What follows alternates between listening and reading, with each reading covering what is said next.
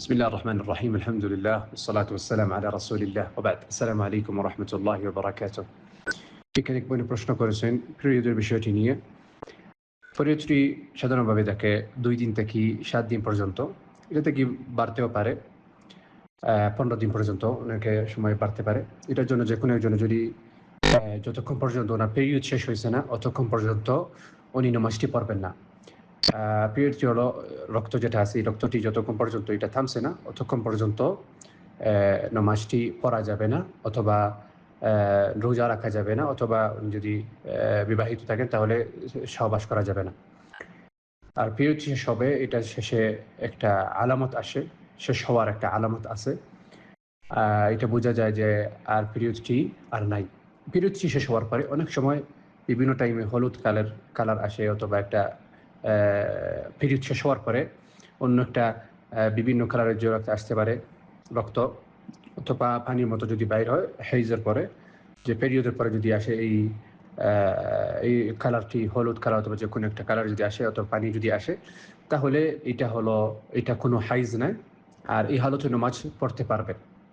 আচ্ছা, এটা হলো একটা বিষয়।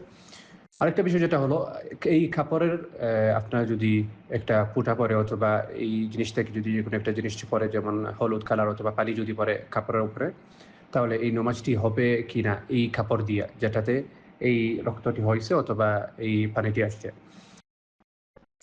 পিরিয়ড শেষ হওয়ার পরে নামাজটি পড়তে হবে। কিন্তু যে সময় অনেক সময় এই ফুটাটি অথবা পানিটি কাপড়ে যদি পড়ে যায়, তাহলে এই কাপড়টি চেঞ্জ করি তারপর নামাজ পড়তে হবে। এই কাপড়ে যে কোনো দাগ যদি থাকে, যদি এটার ফুটা যদি থাকে, অথবা এই কাপড়ের যদি একটা পানি পড়ে থাকে, তাহলে এই নামাজটি হবে না। এইটা কাপড়টি চেঞ্জ করি আবার নামাজ পড়তে হবে। এটার জন্য যেহেতু এই কাপড়ের উপরে পানি পড়ছে অথবা যে কোনো একটা জিনিস পড়ছে যেটা জায়েজ না, পিরিয়ড অথবা যে কোনো একটা জিনিস, এটা সাফাই করি, এটা ধুয়ে ফেরি, তারপরে নামাজটি পড়ে ফেলবেন। এটার জন্য এটার যে কোনো একজন একটা কাপড় পরেন, এই কাপড়ের উপরে যদি যে কোনো একটা হলুদ কালারের যে কোনো জিনিস পরে অথবা পানি পরে অথবা রক্ত পরে, তাহলে এই নামাজটি হবে না। এটা মহিলাদের জন্য এই নামাজটি হবে না যতক্ষণ পর্যন্ত এটা চেঞ্জ করে ফেলতেছেন। এটা চেঞ্জ করার পরে নামাজটি পড়ে ফেলবেন। এটার জন্য এটা গুরুত্বপূর্ণ একটা বিষয়।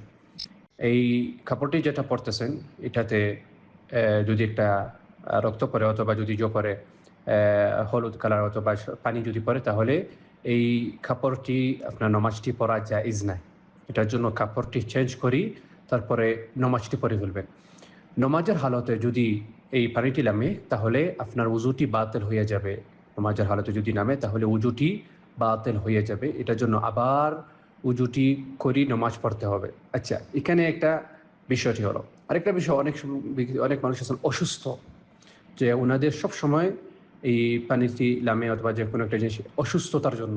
এটার জন্য পার্থক্য আছে। একজন আছেন অসুস্থ, আর একজন আছেন না, উনি জানেন কোন সময় আসবে, আর এটার জন্য উনি একটা করে ফেলেন, অথবা যেটা কাপড় আছে এটা চেঞ্জ করে ফেলেন। কিন্তু অনেকে অসুস্থ থাকেন যে কোনো সময় নেই, অনেক সময় ওনার সবসময় নামতে থাকে।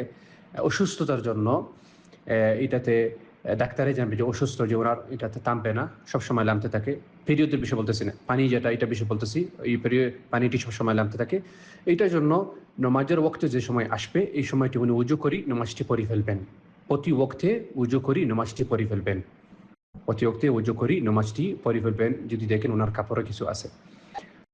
আর ওনার কাপড়ে যদিও থাকে, যেহেতু উনি অসুস্থ, যে জায়গাতে পানি বাইরে ওই জায়গাতে যে কোনো একটা জিনিস রাখি নামাজটি পড়ে ফেলবেন অসুস্থ ব্যক্তির জন্য। কিন্তু যেমন সাধারণভাবে যে কোনো একজন অসুস্থ না, কিন্তু ওনার হাইজের পরে অথবা পেরিজের পরে এই সাদা পানিটি যেমন আসে, অথবা অন্য কালারের হলুদ কালারের যে পানি যদি আসে, তাহলে এইগুলি কাপড়ে যদি থাকে, তাহলে নামাজটি হবে না। এই কাপড়গুলি চেঞ্জ করি, তারপরে নামাজ পড়ে ফেলবেন। অথবা এই কাপড়গুলি চেঞ্জ করি, কোরআনটি তিলাওয়াত করবেন, উজু করি কোরআনটি তিলাওয়াত করবেন। আশা করি ইনশাআল্লাহ আপনার প্রশ্ন উত্তর পাইছেন। আসসালামু আলাইকুম রহমতুল্লাহি ওয়া বারাকাতুহু।